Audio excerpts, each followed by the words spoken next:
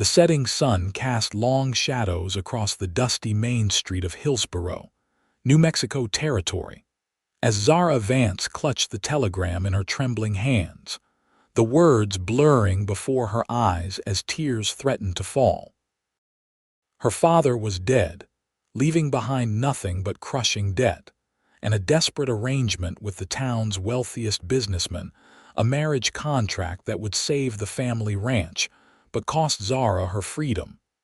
It was 1885, and Zara had just turned 22.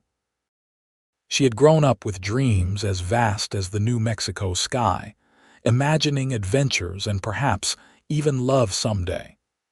But dreams were luxuries that poor ranchers' daughters couldn't afford, especially now. Her mother had passed 3 winters ago from consumption, and her younger brother Timothy had been sent east to live with relatives after their father's business ventures had started failing. Now, with her father's sudden death from a heart attack, Zara stood alone. The Vance Ranch, once prosperous, had been mortgaged to its limit.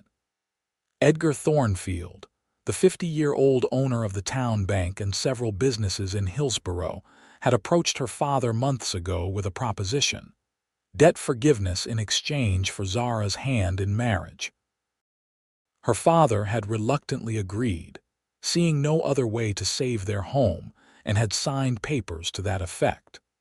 Zara had been furious upon discovering the arrangement, but her father's pleading eyes had silenced her objections. Now, as she stood in the middle of the street, the reality of her situation crashed down upon her like a thunderstorm. In 3 days' time, she would become Mrs. Edgar Thornfield. "Miss Vance," a deep voice called from behind her. Zara quickly wiped away her tears and turned to find Sheriff Harrison Walsh looking at her with concern. "I just heard about your pa," he said, removing his hat. "My deepest condolences." "Thank you, Sheriff," she replied, straightening her shoulders. "It was sudden, but at least he didn't suffer long. If there's anything you need." "I appreciate your kindness, but Mr. Thornfield has taken care of everything," she said, unable to keep the bitterness from her voice. Sheriff Walsh's expression darkened. "Ah, I see. Word travels fast in small towns. I heard about that arrangement." He shifted uncomfortably. "It doesn't seem right, if you don't mind me saying so."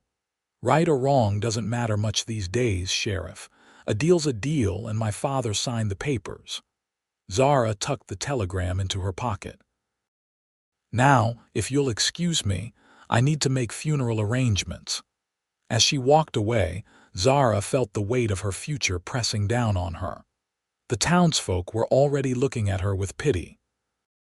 The unmarried daughter of Jack Vance, soon to be the wife of a man old enough to be her father, a man known for his cold demeanor and ruthless business tactics.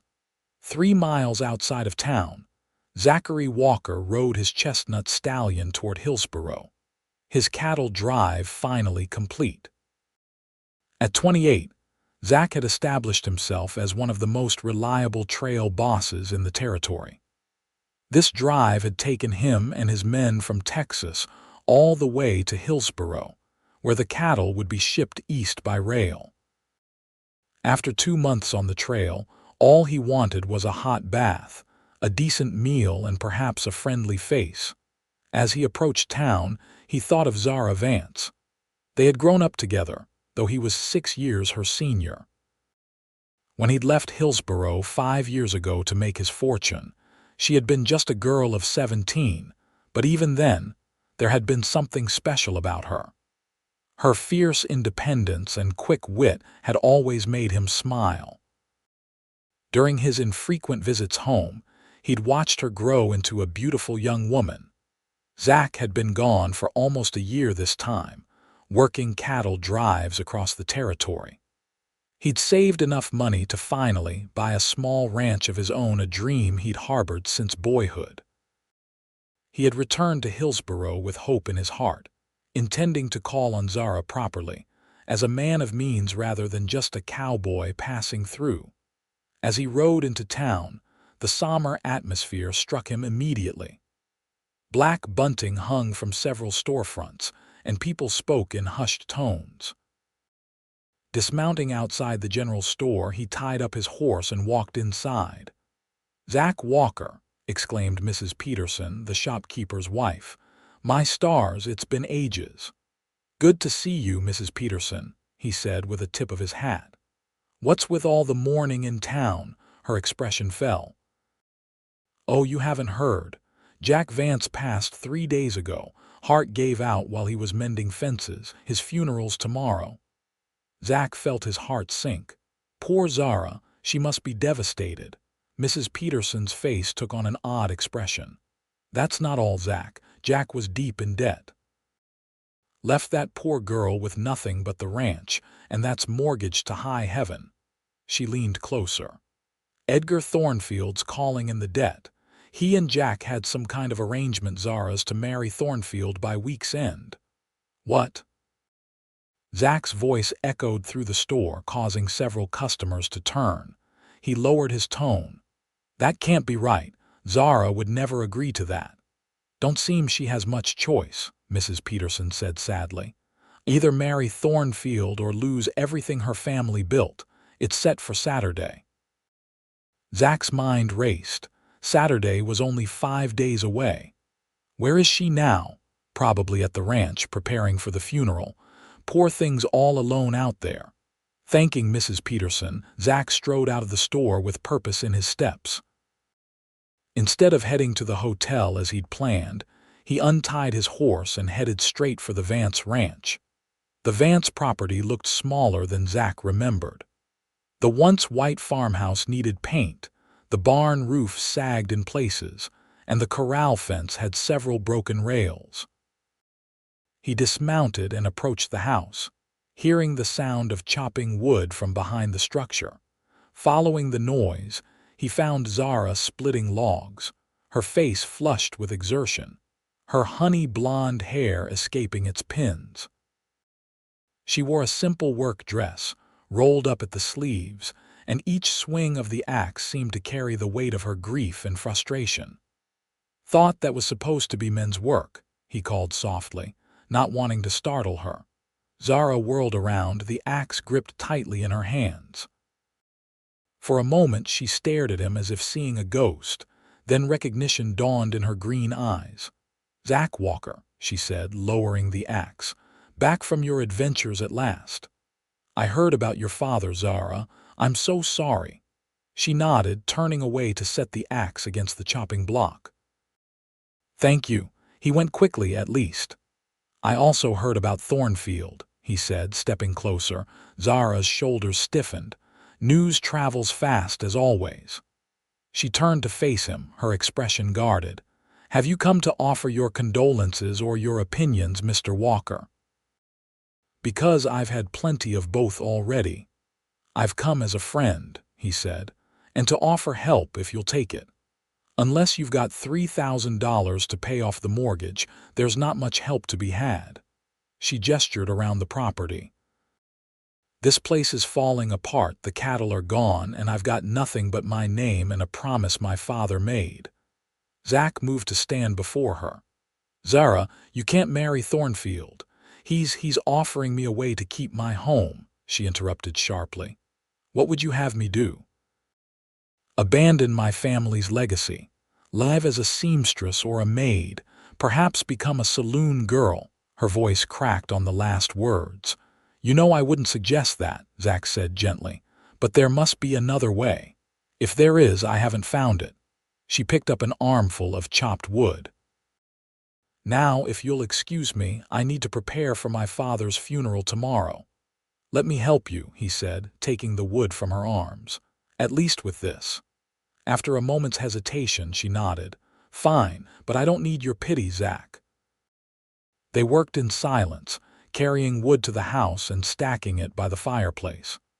Zach noticed that the interior of the house was neat but sparse, with many items missing, likely sold to pay bills. The sight made his heart ache. "Where are you staying?" she asked as they finished the task. "Was heading to the hotel, but I haven't checked in yet." "You can stay here if you like," she offered, surprising him. The bunkhouse is empty now, but it's clean enough. Might be nice to have someone around just for tonight. I'd appreciate that, he said, seeing the vulnerability beneath her tough exterior. That evening they sat on the porch after a simple meal Zara had prepared. The desert sky blazed with stars, and a coyote called in the distance. "Remember when we used to sit out here as kids?" Zach asked. "Your pa would tell those tall tales about fighting Apaches and finding gold." A small smile graced Zara's lips.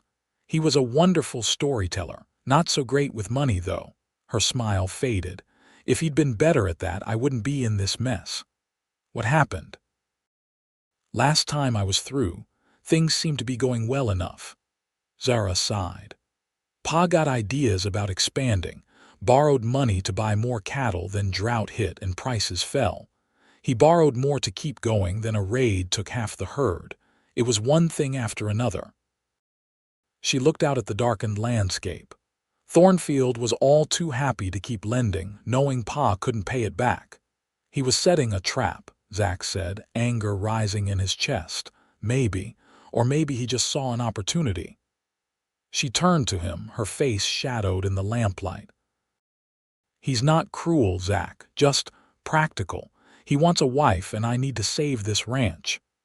"Is that all you want from life? To save a piece of land?" "This land is all I have left of my family," she replied fiercely. "And what else is there for a woman like me, at least as Mrs. Thornfield? I'll have security and respectability." "You'll have a cage," Zach said quietly, "no matter how gilded." They fell silent again, each lost in thought. "Why did you really come back to Hillsborough?" Zara finally asked. Zach took a deep breath. "I've saved enough to buy my own place. A small spread up north near Silver Creek. Good water, decent grazing land." He looked at her directly. "I was coming back to settle down." "Congratulations," she said, but there was sadness in her voice. "You've achieved your dream, not all of it," he replied softly. Their eyes met briefly before Zara stood up. "I should get some rest. Tomorrow will be difficult." "Zara," he said, rising to his feet, "I want you to know I'm here, not just for the funeral, for whatever comes after." She hesitated at the door, her face half turned toward him. "Thank you, Zach. But after Saturday, what comes next is already decided." The next day, Jack Vance was laid to rest in the small cemetery on the hill overlooking Hillsborough. The turnout was decent ranchers, shopkeepers, and townspeople who had known Jack for years. Zara stood stoically by the grave, dressed in black, her face veiled. Zach remained close by her side throughout the service. Edgar Thornfield was also present, standing with an air of proprietary concern. He was a tall, lean man with silver-streaked dark hair and cold blue eyes. His clothes were expensive and immaculate, a stark contrast to the dusty attire of the other mourners. After the service, he approached Zara, taking her gloved hand in his. "My dear, you've shown remarkable strength today," he said, his voice smooth as polished stone. "I've taken the liberty of sending a woman to the ranch to help you prepare for Saturday. Mrs. Gunderson is an excellent seamstress and will ensure you have a proper wedding dress." "That's very thoughtful, Edgar," Zara replied, her voice devoid of emotion. "But I haven't much time for fittings with all that needs to be done at the ranch." "Nonsense. The ranch hands I've sent over will handle everything." He smiled thinly. "It's time you learn to delegate, my dear. As my wife, you'll have responsibilities in town, not on a dusty ranch." Zach, who had been speaking with the pastor, overheard this exchange and moved closer. "Miss Vance might appreciate some time to grieve before making wedding preparations," he said, his tone measured but firm. Thornfield's eyes narrowed as he regarded Zach. "Mr. Walker, isn't it? The wandering cowboy." His dismissive tone made it clear what he thought of Zach's profession. "I believe Miss Vance is capable of speaking for herself." "It's all right, Zach," Zara intervened, sensing the tension. Edgar is merely being considerate. Indeed, Thornfield said. Now, I must attend to some business, but I'll call on you tomorrow, Zara. He kissed her hand and departed, nodding coldly to Zach as he passed. As the mourners dispersed, Sheriff Walsh approached them. Miss Vance, Mr. Walker, he greeted. Zara, I wonder if I might have a word with you in private. Zara glanced at Zach. Anything you need to say to me can be said in front of Zach. The sheriff nodded. Very well. It's about Thornfield. I don't mean to speak ill of anyone, especially at a time like this, but there are rumors. What sort of rumors? Zach asked sharply. His first wife, her death wasn't as straightforward as people were led to believe. Walsh lowered his voice. The official story was that she fell down the stairs, but her maid told a different tale before she was dismissed and sent away. There wasn't enough evidence for an investigation, but Zara paled. Are you suggesting that Edgar murdered his wife? I'm not suggesting anything definite, Walsh said carefully, but I've been sheriff long enough to know when something doesn't sit right.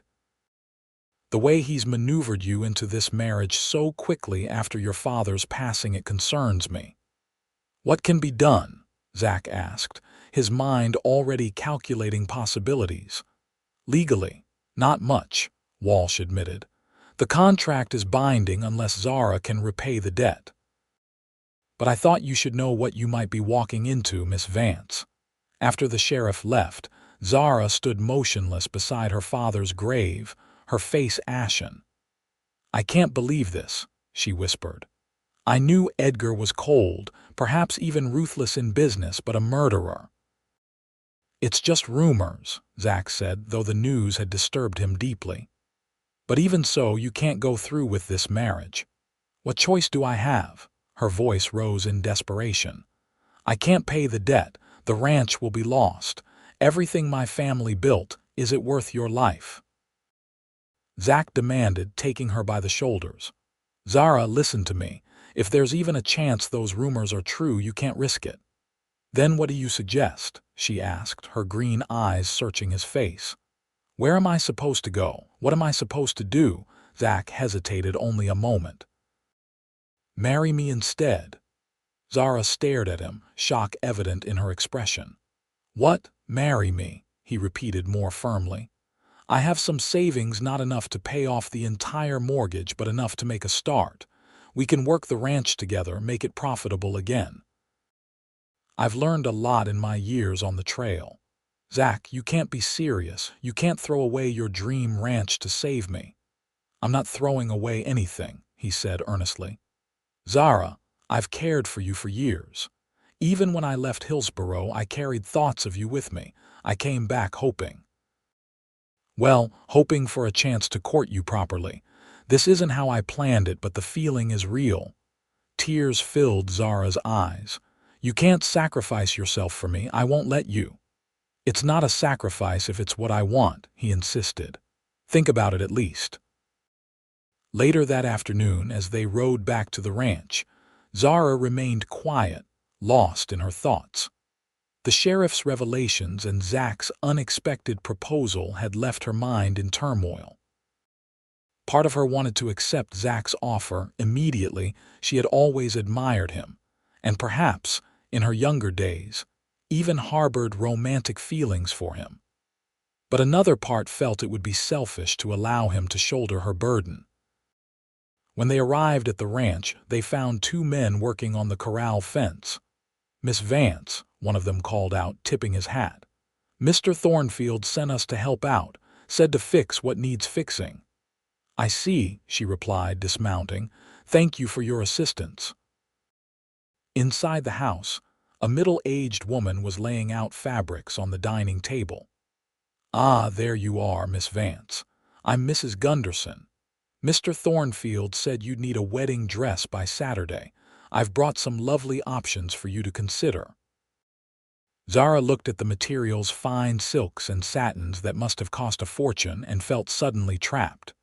Thornfield was already asserting control over her life, making decisions without consulting her, sending people to her home. Mrs. Gunderson, I appreciate your coming all this way, but I've just buried my father. Perhaps we could discuss this tomorrow." The seamstress looked uncomfortable. "Mr. Thornfield was quite specific, miss. He wants the first fitting done today." "I understand, but it's all right, Zara," Zach interjected. "I'll see to the men outside. You take your time here." His eyes conveyed a silent message of support. Reluctantly, Zara submitted to being measured and draped in various fabrics while Mrs. Gunderson chatted about the wedding arrangements Thornfield had already begun. "He's ordered flowers from as far away as Santa Fe," the woman said admiringly. "And the reception will be at the Grand Hotel. Half the territory seems to be invited." "How convenient that he didn't consult me about any of this," Zara murmured. "Oh, men don't bother with such details," Mrs. Gunderson laughed. "They just want to see their brides looking beautiful on the day. And Mr. Thornfield is determined you'll be the most elegant bride Hillsborough has ever seen." When Mrs. Gunderson finally left, promising to return with the partially completed dress the following day, Zara sank into a chair, overwhelmed. The reality of her impending marriage was becoming more concrete by the hour. Outside, Zach had been watching the ranch hands while contemplating his next move. He had meant what he said to Zara. He wanted to marry her, to protect her from Thornfield, to build a life with her. But he needed to convince her that his offer wasn't merely one of duty or pity. That evening, after a quiet supper, Zach announced he was riding into town. "I need to send a telegram," he explained, "and pick up a few things. I won't be long." "You don't have to come back tonight," Zara said. "I'll be fine here." "Those men Thornfield sent there staying in the bunkhouse," Zach pointed out. "I don't like the idea of you being here alone with them. They seem decent enough. Even so, I'll be back before dark." In town, Zach's first stop was the telegraph office, where he sent an urgent message to his former trail boss, who now ran a large cattle operation in Colorado. Next, he visited the bank, withdrawing nearly all his savings. Finally, he stepped into the small flower shop near the edge of town. Mrs. Wilkins, the florist, looked up in surprise. "Mr. Walker, what brings you here? Not many cowboys come looking for flowers." "I need something special," he said, removing his hat. "The prettiest bouquet you can make." Her eyes twinkled knowingly. "Would this be for a certain Miss Vance by any chance?" News traveled fast in Hillsborough. "It might be," he admitted. "Well, I've got some lovely wildflowers just brought in this morning, and some roses I've been nurturing in my greenhouse." She began gathering stems. "It's a shame about her situation. That girl deserves better than being traded like cattle to settle a debt." "Yes, she does," Zach agreed fervently. As Mrs. Wilkins arranged the flowers, she glanced at him curiously. "You've known Zara a long time, haven't you? Since we were children." "Her father let me work on their ranch when I was just a boy, taught me everything I know about cattle. And now you've come back just when she needs someone most." Mrs. Wilkins tied a ribbon around the bouquet. "Some might call that providence." Zach paid for the flowers, adding a generous tip that made the florist blush. Before leaving, he made one last stop at the general store, purchasing a small item that he tucked carefully into his pocket. The sun was setting as he rode back to the Vance ranch, the bouquet of wildflowers, roses, and desert blooms cradled carefully in one arm. His heart pounded with anticipation and nervousness. What he was about to do might change everything, or it might be rejected outright. Either way, he had to try. He found Zara sitting on the porch swing, a shawl wrapped around her shoulders against the evening chill. She looked up as he approached, her expression unreadable in the gathering dusk. Dismounting, Zach walked slowly toward her, the flowers held before him like an offering. When he reached the porch steps, he paused, suddenly unsure of his words. Zara's eyes widened at the sight of the bouquet. "Zach, what is this?" Taking a deep breath, Zach climbed the steps and knelt before her, presenting the flowers. "Zara Vance, I know you're in an impossible situation. I know you feel trapped and alone, but I want you to know that you have a choice." His voice grew stronger with each word. "Choose me, not out of desperation or practicality, but because there's something between us, something that's been there for years, even when I was too restless to recognize it." Zara took the flowers with trembling hands, their sweet scent filling the air between them.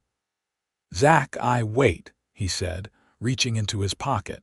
He pulled out a small, worn silver ring, simple but beautiful, with a tiny turquoise stone set in the center. "This was my mother's. Before she died, she told me to give it to the woman who captured my heart. That's you, Zara. It always has been, even when I was too blind to see it."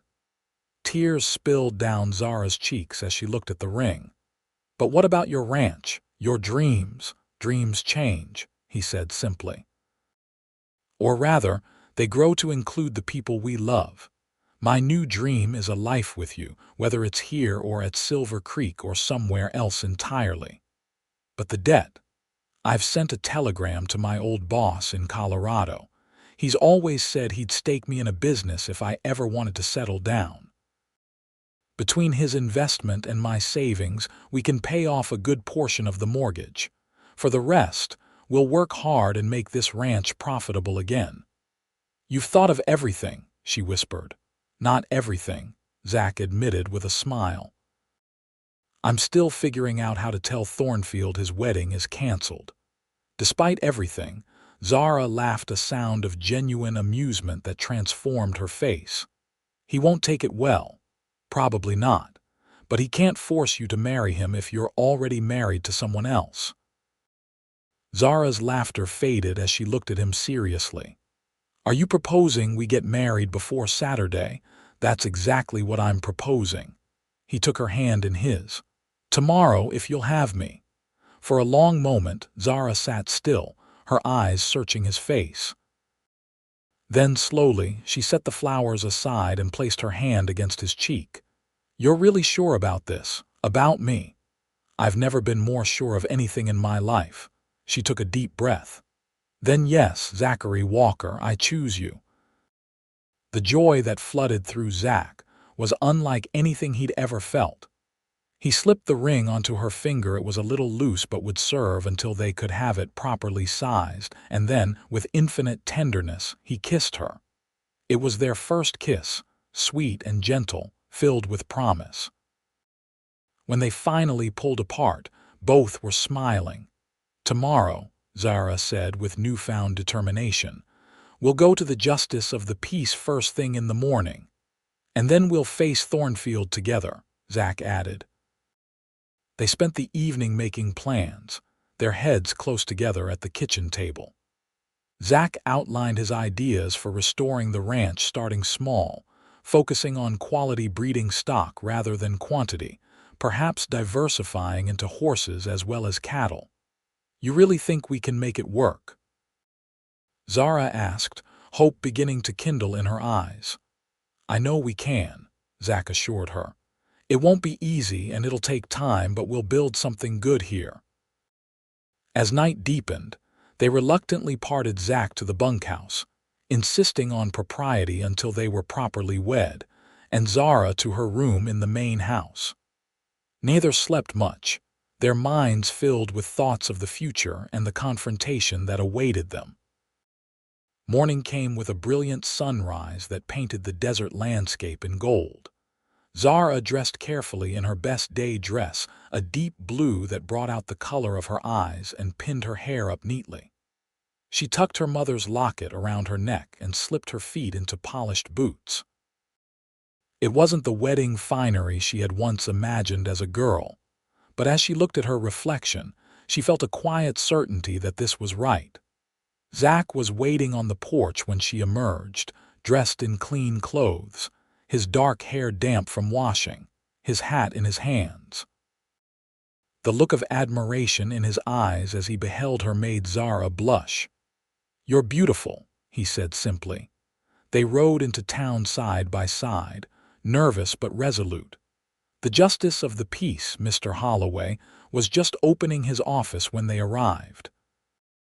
"Miss Vance, Mr. Walker," he greeted them with surprise. "What brings you here so early? We need to get married," Zach stated directly. "Today. Now, if possible." Mr. Holloway blinked in confusion. "But Miss Vance, I was under the impression you were to marry Mr. Thornfield on Saturday." "He's already filed the necessary paperwork." "There's been a change of plans," Zara said firmly. "I wish to marry Mr. Walker instead." "I see." The justice looked uncomfortable. "Well, this is highly irregular. Mr. Thornfield might have legal grounds to object considering the financial arrangements." "The financial arrangements are between Thornfield and the Vance estate," Zach said. "They have nothing to do with who Zara chooses to marry. Nevertheless, I would be remiss if I didn't suggest you resolve these matters with Mr. Thornfield before proceeding." "Please, Mr. Holloway," Zara pleaded. "This is my choice, my life. I cannot marry a man I don't love, especially when my heart belongs to another." The justice sighed, his resistance weakening in the face of her sincerity. "Very well. Come inside. I'll need witnesses." "I'll fetch Mrs. Peterson from the store," Zach volunteered. "And perhaps Sheriff Walsh would be willing to stand as a second witness." Within the hour, Zara and Zach stood before the Justice of the Peace, with Mrs. Peterson dabbing at her eyes and Sheriff Walsh looking on with quiet approval. The ceremony was brief but meaningful, their voices steady as they exchanged vows.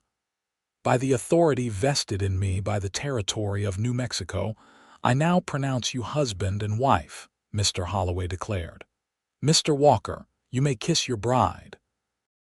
Their second kiss was even sweeter than the first, filled with the knowledge that they now belonged to each other in the eyes of the law. As they signed the marriage certificate, Zara felt a weight lifting from her shoulders. Whatever came next, they would face it together. They stepped out of the justice's office into the bright morning sunlight, only to find Edgar Thornfield dismounting from his horse across the street. His cold blue eyes took in the scene, Zach and Zara emerging arm in arm, their witnesses following, the unmistakable atmosphere of celebration, and his expression darkened with understanding. "What is the meaning of this?" he demanded, striding toward them. "Mr. Thornfield," Zara addressed him calmly, though her heart was racing, "I must inform you that our arrangement has been terminated. I am now Mrs. Zachary Walker." Thornfield's face flushed with anger. "This is preposterous." "We had a contract, an agreement with your father. My father's agreement was about the debt," Zara corrected. "Not about my hand in marriage. That was your interpretation. A convenient interpretation that you accepted until this cowboy returned," Thornfield spat, glaring at Zach. "This changes nothing. The debt remains. If anything, you've just accelerated the foreclosure on your property." "We're prepared to negotiate terms," Zach said steadily. "We can pay a portion of the debt immediately and arrange a schedule for the remainder." Thornfield laughed bitterly. "You? What could a saddle tramp like you possibly offer against $3,000? $800 now," Zach replied, not rising to the insult. "With regular payments to follow. I have a business partner willing to invest in the ranch and the skills to make it profitable again." "This is absurd." Thornfield turned to Sheriff Walsh. "You witnessed this farce of a ceremony. You know the legal implications." "I witnessed a legal marriage between two consenting adults," Walsh replied evenly. "As for your financial arrangements with the late Mr. Vance, that's a separate matter for the courts if necessary." A crowd had begun to gather, drawn by the confrontation. Thornfield looked around, aware of the many eyes watching, the whispers spreading. His carefully cultivated reputation as a respectable businessman was at stake. "Very well," he said at last, his voice cold as ice. "We will discuss the financial matters at a more appropriate time, but make no mistake, this isn't over." He turned to Zara. "You've made a grave error, my dear. One you'll live to regret." With that, he turned on his heel and stalked away, leaving a ripple of murmurs in his wake. "Well," said Mrs. Peterson, breaking the tense silence, "I believe congratulations are in order for the newlyweds. This calls for a celebration." The crowd's mood shifted instantly from tension to excitement. Several people approached to offer good wishes, and someone suggested they all adjourn to the hotel dining room for an impromptu wedding breakfast. Amid the sudden festivity, Sheriff Walsh pulled Zach aside. "You watch your back," he warned quietly. "Thornfield isn't a man who takes defeat graciously, and he still holds the mortgage on your property." "We'll be careful," Zach promised, "and we'll get that mortgage paid off as quickly as possible." The unexpected wedding celebration lasted well into the afternoon, with more and more townspeople joining as word spread. Many had privately disapproved of Thornfield's arrangement with Jack Vance and were delighted to see Zara make her own choice. By the time Zach and Zara rode back to the ranch, they had received countless well wishes and offers of help from neighbors. When they arrived, they found Thornfield's men loading their tools into a wagon, preparing to depart. "Mr. Thornfield sent word," one explained gruffly. "Said our services are no longer required." Zara and Zach exchanged glances, recognizing this as the first salvo in what might be a prolonged battle. "Thank you for the work you've done," Zara said politely. After the men left, the newlyweds stood in the yard, looking around at their home, for it was truly theirs now together. "It needs work," Zach acknowledged, surveying the dilapidated buildings. "But we'll make it right one day at a time." "Together," Zara agreed, taking his hand. That night, as husband and wife, they shared the master bedroom that had once belonged to Zara's parents. Their lovemaking was tender and passionate, a discovery of each other that left them breathless and amazed. Afterward, as they lay entwined, Zach outlined more of his plans for their future. "My friend Thomas should respond to my telegram within the week," he said. "With his investment, we can buy new breeding stock and make the essential repairs." "And in the meantime," Zara asked, tracing patterns on his chest, "we work with what we have. I notice there are still about 20 head of cattle in the south pasture and 4 horses in the corral. It's a start." The next morning brought reality crashing back as a messenger delivered a formal notice from Thornfield's bank. The mortgage payment was due in full within 30 days, or foreclosure proceedings would begin. 30 days, Zara breathed, reading the notice. "He's not wasting any time." "It's less time than I'd hoped for, but not impossible," Zach said, his mind already calculating. "If Thomas comes through and if I can sell those horses in Carson City, they're good stock and would fetch a decent price, we might just make it. And if we don't, then we'll find another way," he assured her. "One step at a time, remember." They threw themselves into work, rising before dawn and laboring until dusk. Zach repaired fences and buildings while Zara tended the vegetable garden and preserved food for the coming winter. Together, they cared for the remaining livestock, making plans for expansion once they secured the necessary funds. A week passed, then 2, with no word from Thomas in Colorado. Zach grew increasingly anxious but tried not to show it. Instead, he focused on preparing the horses for the journey to Carson City, where the prices would be better than in Hillsborough. One evening, as they sat on the porch after a long day's work, Zara noticed Zach's furrowed brow as he studied a page of figures. "It's not adding up, is it?" she asked softly. He sighed, setting the paper aside. "Not yet, but we still have time." "Zach, if we lose the ranch, we won't," he said firmly. "But even if the worst happens, we'll still have each other. We can start over somewhere else." "I know," she said, leaning against his shoulder. "And that's what matters most. But this place, it's more than just land to me. It's where I grew up, where my parents are buried. I can't bear the thought of Thornfield getting his hands on it." "He won't," Zach vowed. "I promise you that." The next day, a telegram finally arrived from Thomas. The news was devastating. He had suffered a significant loss in a failed cattle drive and could no longer offer the promised investment. Zach read the message twice, his hopes sinking. "What is it?" Zara asked, seeing his expression. "Thomas can't help us," he said simply, handing her the telegram. His last drive was hit by rustlers. He lost nearly everything. Zara's face paled as she read. "What do we do now?" "I'll still take the horses to Carson City. It won't be enough, but it's something. And I'll talk to other ranchers, see if anyone might be interested in a partnership." "Could we sell part of the land?" Zara suggested. "Keep the house and enough pasture for a small herd, sell the rest to pay the debt." "It's worth considering," Zach agreed, though they both knew Thornfield was unlikely to agree to such an arrangement.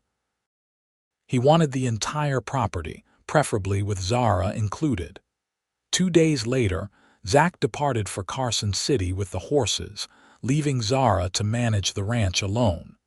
It was a risk, with Thornfield's threat hanging over them, but they had no choice. The trip would take at least a week, possibly more if Zach needed to visit multiple ranches to seek investors. The days of separation were hard for Zara. She continued the work they had started, but worry gnawed at her constantly. Thornfield had been ominously quiet since delivering the foreclosure notice, which made her suspect he was planning something. Her suspicion proved correct when, 5 days after Zach's departure, Edgar Thornfield himself rode onto the property. Zara was in the barn, mucking out stalls, when his shadow fell across the doorway. "Mrs. Walker," he greeted her, his voice dripping with false politeness. "Hard at work, I see. How rustic." Zara straightened, wiping her hands on her apron. "Mr. Thornfield, what brings you here?"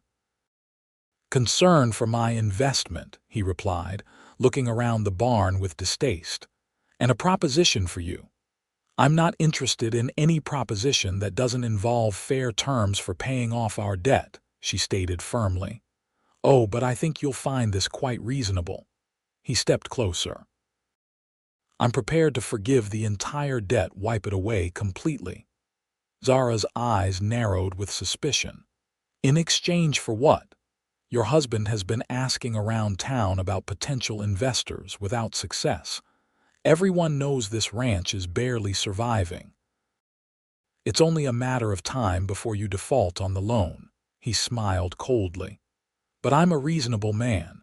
I'll cancel the debt and give you a small sum to start fresh elsewhere if you'll sign over the deed to the property today." "Today? But Zach isn't even here." "Precisely." Thornfield's smile widened. "This offer is for today only, and it's for you to decide. Your cowboy husband has been gone for days. Who knows what or who might be keeping him in Carson City." "How dare you?" Zara hissed, anger flaring. "Zach is working to save our home. I won't betray him by selling it behind his back." "Such loyalty," Thornfield mocked. "I wonder if he deserves it. Did you know he spent quite some time in the company of a certain widow during his last visit to Carson City? Evelyn Mills, a very wealthy, very attractive woman with a large ranch of her own." "You're lying," Zara said, though a seed of doubt had been planted. Zach had never mentioned any widow. "Am I?" "Ask around. It was common knowledge among the cattlemen." "Perhaps that's why he was so eager to return there." "Get off our property," Zara demanded, her voice shaking. "Your offer is refused." Thornfield shrugged, unperturbed. "As you wish. But remember, 19 days remain until foreclosure. When your husband returns empty-handed, my offer will not be so generous." After he left, Zara sat heavily on a hay bale, her mind in turmoil. She didn't believe Thornfield's insinuations about Zach and the widow, or at least, she didn't want to believe them. But the seed of doubt had taken root. Why hadn't Zach mentioned this woman? And what if he did return empty-handed? Would they lose everything? That night, unable to sleep, Zara made a decision. She would ride to Carson City herself and find Zach.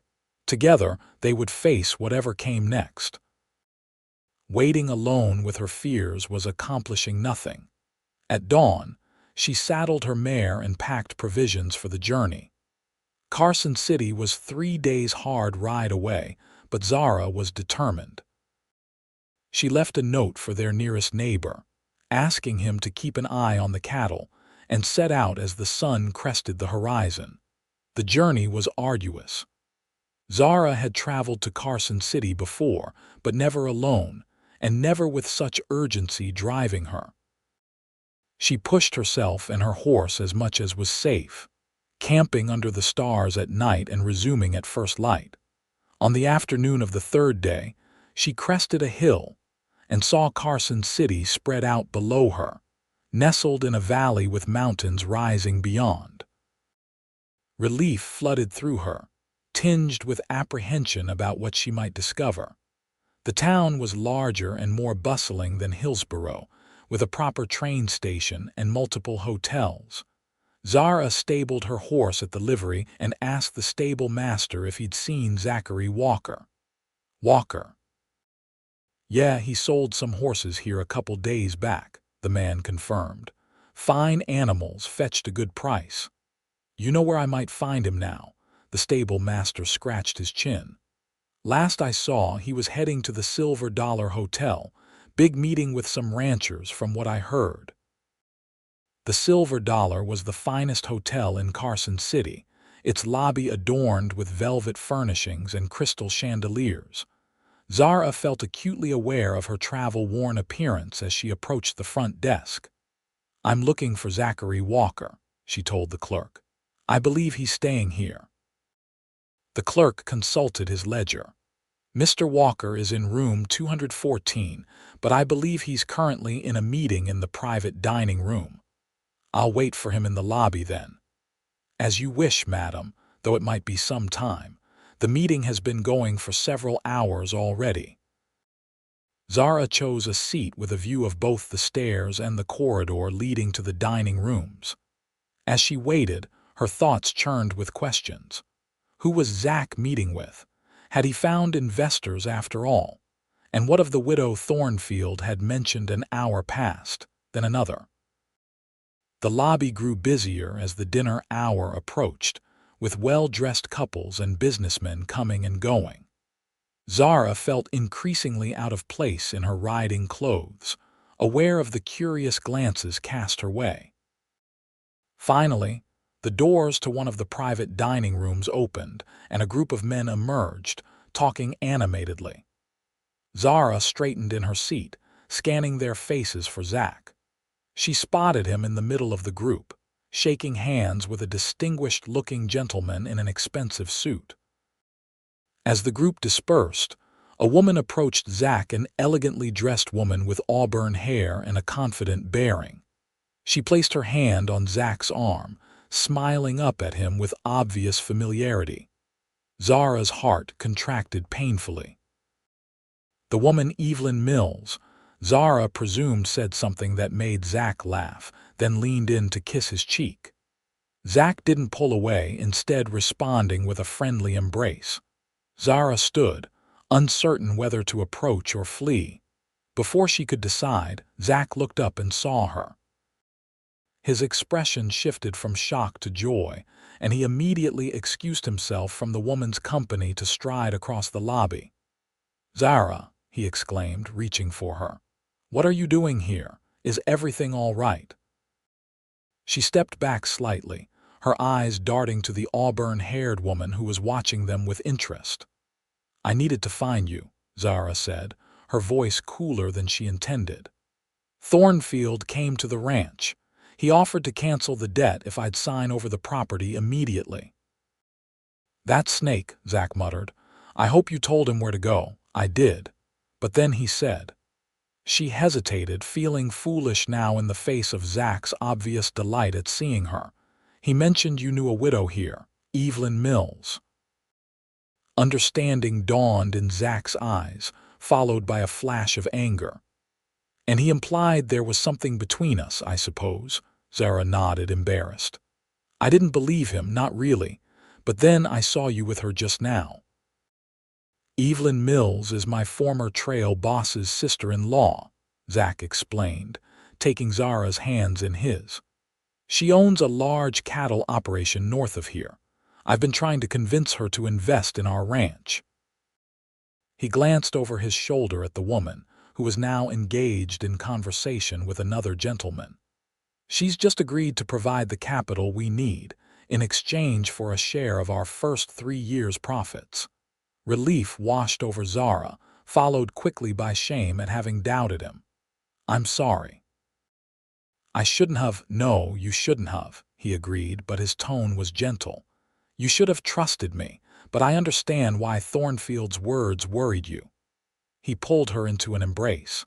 What matters is that you're here now and I have wonderful news. We're going to save the ranch, Zara. Really? She whispered against his chest. Really? He drew back to look into her eyes.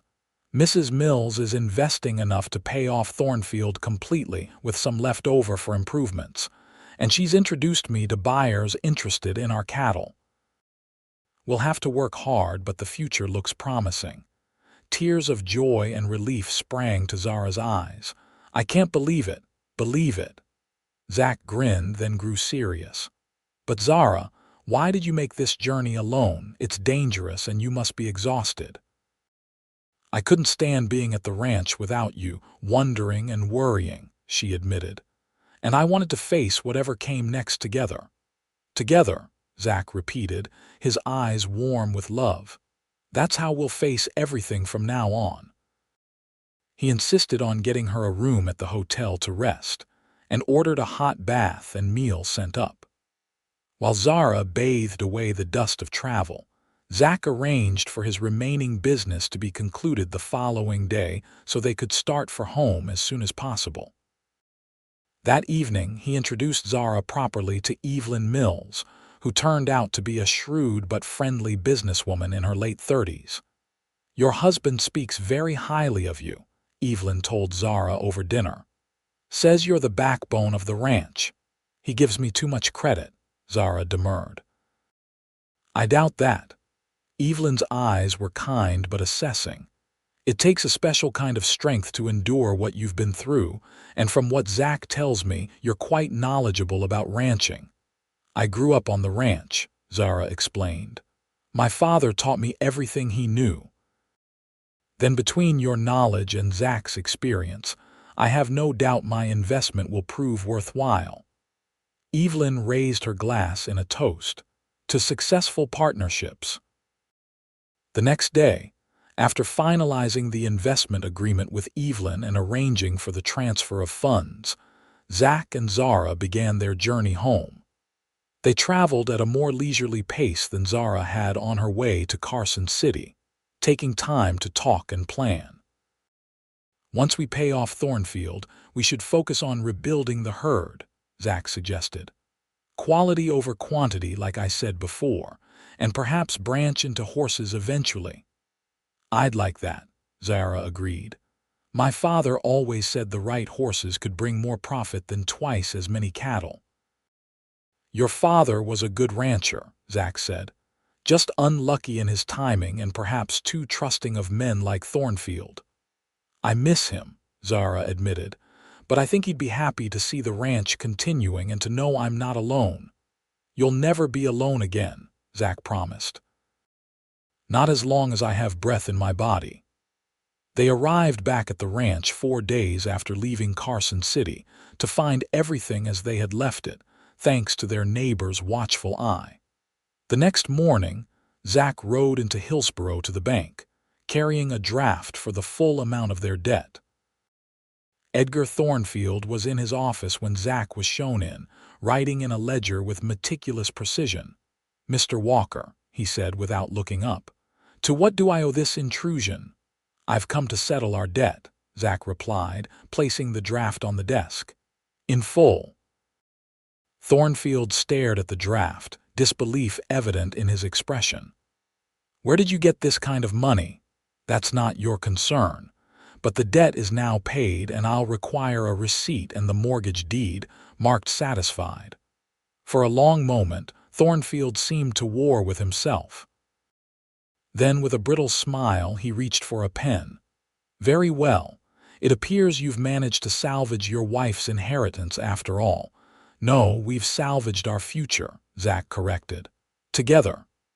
As Thornfield completed the paperwork, his composure began to crack. "She would have had a better life with me," he said suddenly. "Comfort, security, social standing, all the things a woman desires." "Except love," Zach said quietly, "and freedom to make her own choices." "Love," Thornfield scoffed. "A fleeting emotion that fades when faced with reality." "What will your precious love be worth when the next drought comes, or when disease strikes your herd?" "Everything," Zach replied simply. "It will be worth everything, because we'll face those challenges as partners, not as master and possession." Thornfield's face flushed with anger, but he maintained enough control to finish the transaction. As he handed over the satisfied mortgage deed, he said, "I hope you realize what you've taken from me." "Nothing that was ever rightfully yours," Zach responded, tucking the deed safely away. "Good day, Mr. Thornfield." As Zach left the bank, he felt lighter than he had in weeks.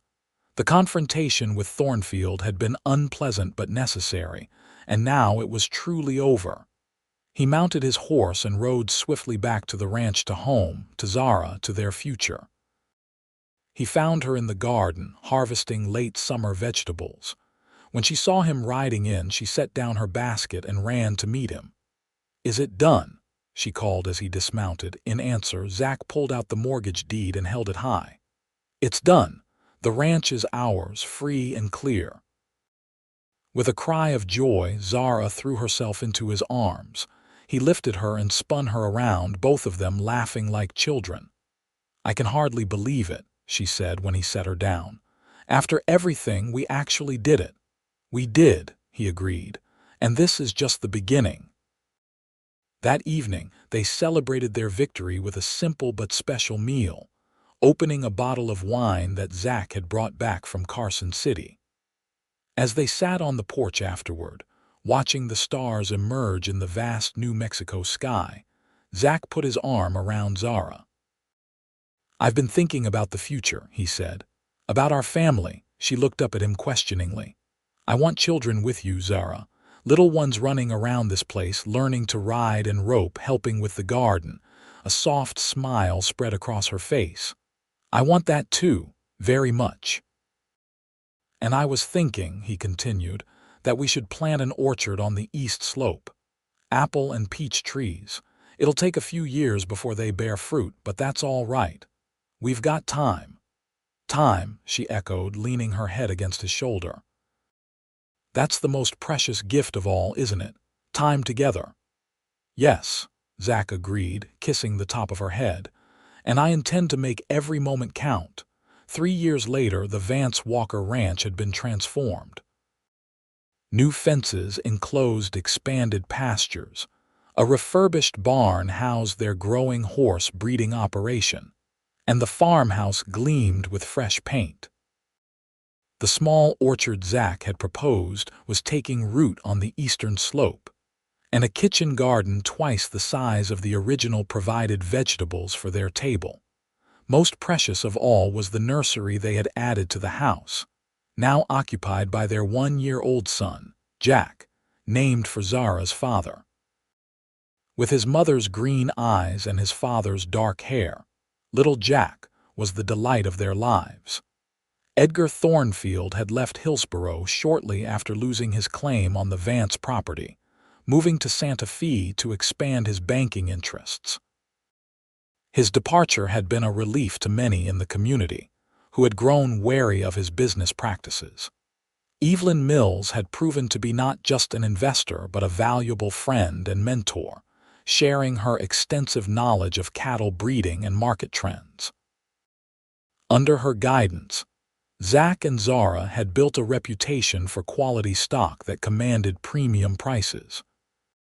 On a warm spring afternoon, as Zara sat on a blanket in the shade of a cottonwood tree, watching Zach teach little Jack to pet a gentle mare, she reflected on the journey that had brought them here.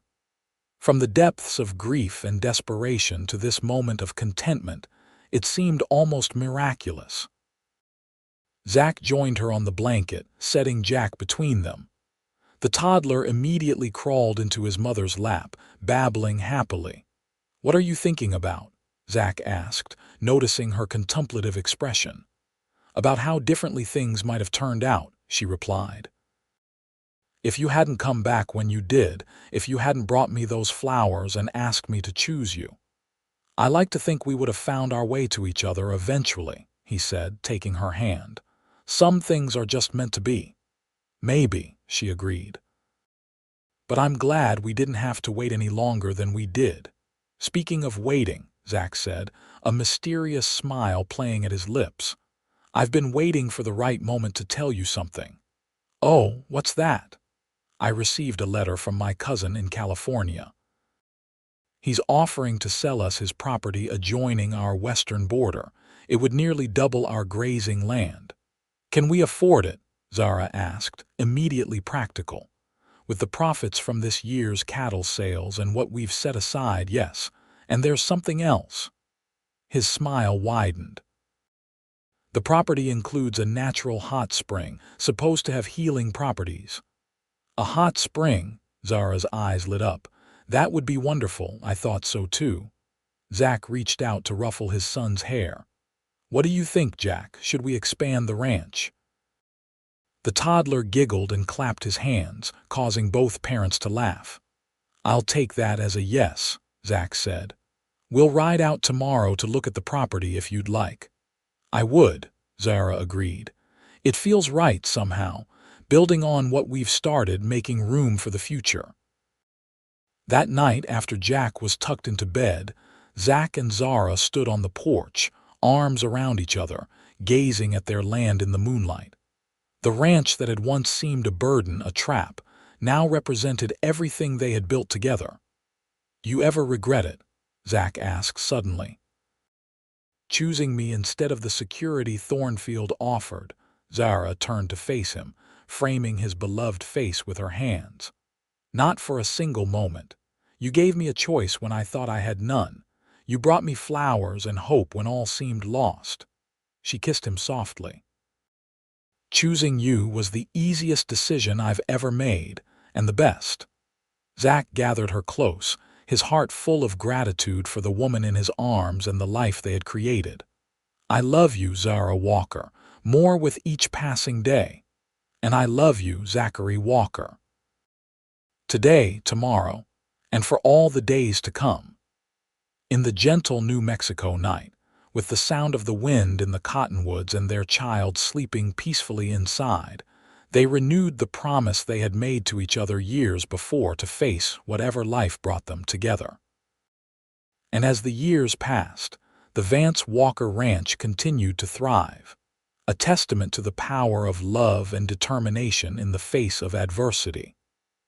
The small family grew to include a daughter and another son, and the ranch expanded to become one of the most prosperous in the territory. Travelers passing through Hillsboro would often hear the story of the beautiful rancher's daughter who had been nearly forced into a marriage of convenience, and the cowboy who had brought her flowers and asked her to choose him instead. It became something of a local legend, a reminder that even in the harsh realities of the Wild West, love could flourish and endure. For Zach and Zara, it wasn't legend but simply their life, a life built on hard work, mutual respect, and a love that had begun with a bouquet of wildflowers and the courage to choose happiness.